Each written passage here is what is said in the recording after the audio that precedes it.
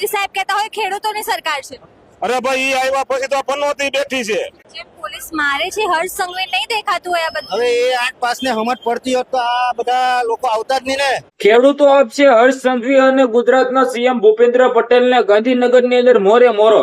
તમે બધા લોકોએ જોયું કે જે રીતે ખેડૂતો હાલ મેદાનની અંદર છે, ખુલ્લેઆમ લડી લેવાના મૂડમાં છે, રસ્તા પર બેસી ગયા છે અને ખુલ્લેઆમ બુલડોઝર લઈને પહોંચી ગયા છે, ટ્રેક્ટરો લઈને પહોંચી ગયા છે. શું હર્ષભાઈ સંઘવી અને ગુજરાતના મુખ્યમંત્રી ભૂપેન્દ્ર પટેલને ગાંધીનગરમાં આપશે મોરે મોરો? શું સૌથી મોટા સમાચાર મળી રહ્યા છે પ્રોપર તમને બધા લોકોના વિડીયોની અંદર બતાવવા જઈ રહ્યો છું. નમસ્કાર મિત્રો, એક નવા વિડીયોમાં તમારું સ્વાગત છે.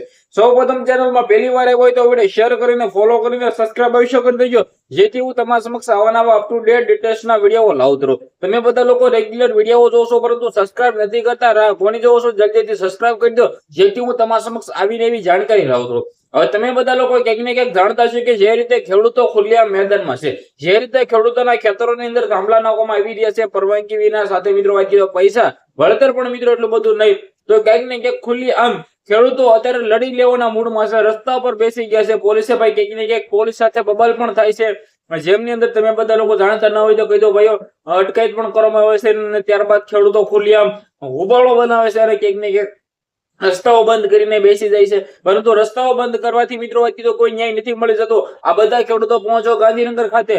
ગઈકાલે જે બબાલ થઈ હતી કે ભાઈ અમુક લોકો અડધા લોકો એમ કહી રહ્યા ખેડૂતો કે ભાઈ કોંગ્રેસની સભામાં જવું છે, અડધા લોકો એમ કહી રહ્યા હતા કે ભાઈ ગાંધીનગર જવું છે. પરંતુ ગાંધીનગર જશો તો હર્ષ સંઘવીને ખબર પડશે કે ભાઈ ખેડૂતોને ક્યાંક ને ક્યાંક ન્યાય માટે ખેડૂતો ખુલ્લેઆમ જેમ લડત લડી રહ્યા છે, આ ખેડૂતોને ન્યાય આપવામાં આવે અને ખેડૂતો માટે જે પણ અત્યારે દિવસ રહી રહ્યા છે ભાઈ ક્યાંક ને ક્યાંક દુઃખના દિવસો જઈ રહ્યા છે. કારણ કે ખુલ્લેઆમ ખેડૂતો અત્યારે મિત્રો કીધું ભોકે ભોકે રડી રહ્યા છે, કારણ કે ખેડૂતોને વળતર નહીં. અને અત્યારે કોઈ પણ નેતાઓ, મોટા મોટા નેતાઓ, રાજુ કરપડા હોય, ગોપાલ ઇટાલિયા હોય, ચૈત્ર વસાવા હોય, આ નેતાઓ કેમ મેદાનમાં ન આવ્યા? બિલકુલ મિત્રો વાત કીધું ક્યાંક ને ક્યાંક જે પણ થયું છે ભાઈ એવું નથી કે ભાઈ તેમના રાજ્ય તાલુકાની અંદર જ ભાઈ લોકોને પ્રોબ્લેમ હોય તો હેલ્પ કરો. એટલે ભાઈ આખા ભારતની અંદર જ્યાં પણ ખેડૂતોને પ્રોબ્લેમ હોય ત્યાં તમે આગળ આવો.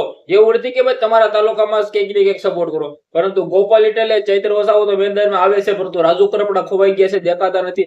રાજુ કરપડા આવશે કે નહીં ખબર નહીં, પરંતુ ભાજપમાં ગયા છે ત્યારબાદ કોઈ પણ પ્રકારના એવા વિડીયો મેં જોયા નથી જે ખુલ્લેઆમ ખેડૂતો માટે લડે. તમારે શું કેવું છે? વિડીયો શેર કરો, ફોલો કરો, સબસ્ક્રાઇબ કરો. ધન્યવાદ.